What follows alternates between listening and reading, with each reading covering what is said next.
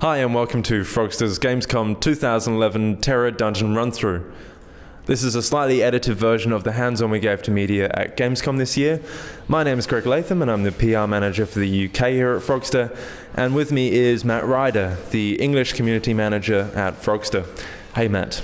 Hey. So, the name of the dungeon is the Necromancy Research Office, and it's located in the second continent of Tera, Southern Shara. So, yeah, as well as being quite dark and ominous, it's also pretty challenging. Yeah, it posed a few players some difficulties at Gamescom, but today we're going to go into a few things that made this one so successful. So let's start off by having a look at our team.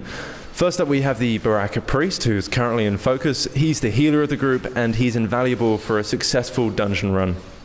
Yeah, and second up we have the Purpuri Archer, who deals a lot of range damage.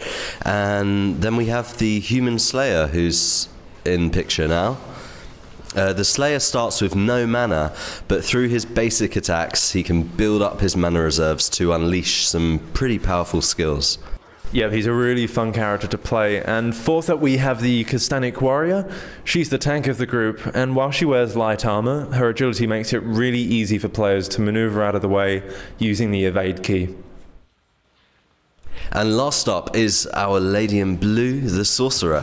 She has a lot of spells that deal an incredibly high amount of damage, so the warrior in our group is going to have to make an extra big effort to make sure he keeps the aggro here so that our Sorcerer can deal her full potential of damage.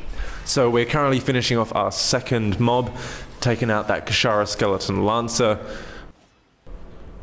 Yeah, with those guys out the way, our priest will be healing the group and we'll be moving on to the next room. Yeah, we're going to go through this corridor, through the aptly named Chapel of Pain, which isn't ominous at all. Only good things can come from this, surely. Here we go. Ignithal, the boss we faced off against at Gamescom.